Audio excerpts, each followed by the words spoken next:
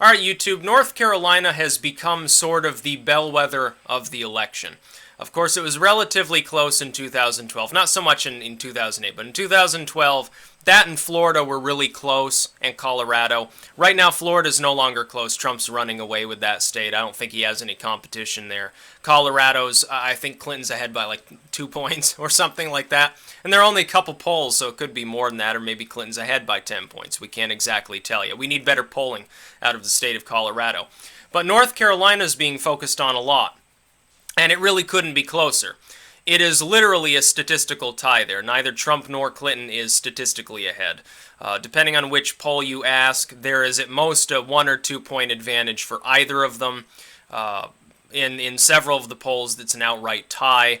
That's a fairly good barometer of the way the election is going compared with 2012. Of course, remember, Obama won the state by, I think, 1.5 points in 2012. This shows me that Hillary Clinton has about 1.5 point deficit behind what Obama got at that time. That sounds reasonable. It sounds roughly in line with where I would expect the deficit to be, minus the paradigm shift included there. For instance, in Wisconsin and Michigan, the deficit under under Clinton, as opposed to Obama seeking re-election, or certainly in 2008, is much more significant. It's about 10 points at this point.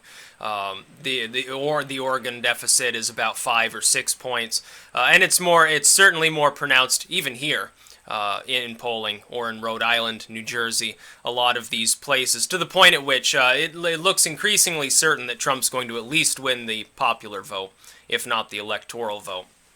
I think it would be a huge mistake for them to try any antics with the Electoral College, by the way. I don't think that there will be any significant amount of rigging in the election. I think Trump's going to pull further ahead. Again, if I was a betting man, I'd be betting on Trump right now, despite the fact that he's arguably like 0.5 point behind. But Clinton has oddly postponed one of her key fundraisers in North Carolina. It doesn't make any sense. Her campaign refused to comment on it. That was a little mysterious. This comes right on the heels of people noticing that at her prior speech, the last live speech, of course, her thing with Fallon was pre-taped on Friday, so it doesn't really count. In the speech she made right beforehand, on Monday, people noticed that her eyes were going screwy. Now, I watched that video, and to me it didn't look that screwy, but there was something a little bit off about it. It looked like some sort of weird neurological effect or something. Maybe the lights were too bright. It doesn't really matter, though. For that to happen, and then she postpones this rally, and really it was supposed to be yesterday. And it was one of those $100,000 a plate rallies, the ones that pull in the really, really big bucks that she can use for advertising. We then appear to find out she's going to stop bothering in Ohio. It looks like she's giving the state of Ohio up. She's probably going to end up giving up Florida. She'll probably focus the remaining cash on trying to hold some of the other close swing states that are still leaning towards her, like Michigan, Wisconsin, Colorado, Oregon, trying to stop the hemorrhaging of support from her campaign. Whether or not it works makes absolutely no difference. That's where she's going to put the money either way. But her money, by the way, this election cycle clearly is not working.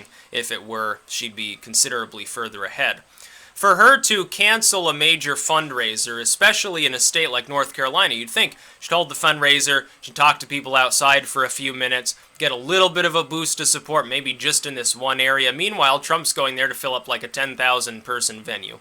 He's pulling ahead in virtually every state-by-state poll. He's pulling ahead in the general election. That ABC poll showing Clinton up 5 is an outlier. LA Times tracking, Rasmussen, Fox, and a number of other polls all disagree with it. Let's play Spot the Outlier. Again, BI fell for it hook, line, and sinker. I didn't. I never use any single poll. I don't trust any single poll. I look at RCP. That's the only thing you should be looking at. Look at the aggregate. And there are two that you have to pay attention to this year, because some of the polls include Johnson and Stein and some of them don't. The fact is, though, that in either of those situations, Clinton is now ahead by about 1 point. She's not, it's a statistical tie. She is, in theory, very slightly ahead of him, but she's also losing ground. And I would expect after the first debate, probably they're going to switch places. It'll be Trump leading by a small margin. After the second, third debates, I imagine he will have increased his lead. By the way, I will say this, even under the best of circumstances, it's unlikely that in general polling he'll ever lead her by more than 3 or 4 points. That's one thing when people predict a landslide, you've got to understand an electoral landslide can be generated by a very, very small advantage among popular voters in a handful of states. That is the reality. When we talk about landslide elections, most often what we're talking about is that a person simply has higher overall support in most of the states because they happen to be, on an electoral basis, more or less winner take all. Therefore, whoever wins one extra vote in Michigan gets all of the electoral votes in Michigan. It's a little bit of a screwy system. Generally works okay, because generally there's a few points separating who is clearly winning from who's clearly losing. Just sort of the way it is. By the way, people ask me about my opinions on the Electoral College versus not using it. I'm ambivalent. It doesn't really matter. There are detriments to both systems, really, when you think about it. I used to think, oh, we should abolish the Electoral College. Now I say it doesn't even really appear to matter for the most part, because the math just isn't there for somebody who's significantly behind winning the electoral vote. If they're a couple points behind in popular vote, probably going to lose the electoral vote too.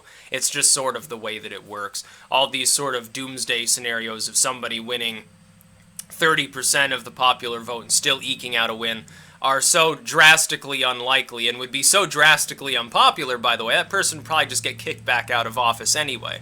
You know, you have a deficit of 100 votes or 1,000 votes and you still win in the Electoral College. Most people don't really have that big a deal with it, I think, all things considered.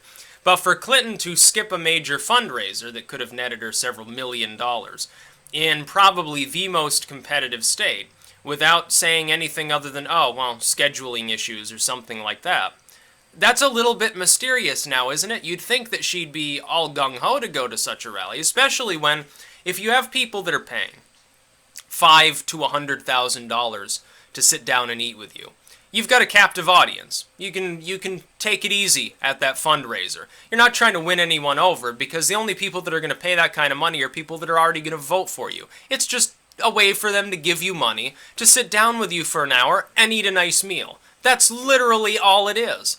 I would think that would be the easiest kind of thing for her to attend, when it's clear her stamina level is lower than that of her opponent. It's considerably lower than I would expect from even most other people around their age group. Bernie Sanders certainly didn't seem to have a problem, despite being a couple of years older. If she is missing this kind of rally, that does bring into question, is she even going to make it to the debates?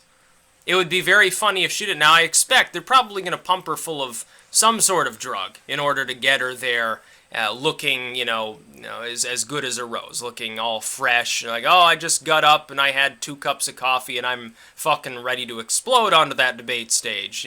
Hillary goes flying up there with the ease of a gazelle or something like that. I expect that that's what they'll do. It's clear that at times that she's a little hungover, or didn't get quite enough sleep, or maybe her medication is running low but it's not time for her next dose. She doesn't look good. With that presser that she gave after the Chelsea bombing, she looked haggard. She looked literally worn out, like somebody who really needs about 14 hours of sleep to recover, and then is going to need a double dose of something like this when they get up. That's what she looked like. It doesn't make her look healthy. I don't know what they were thinking, allowing her to do that presser, honestly, instead of telling her, get a couple hours of sleep, we'll do your makeup, then you can respond.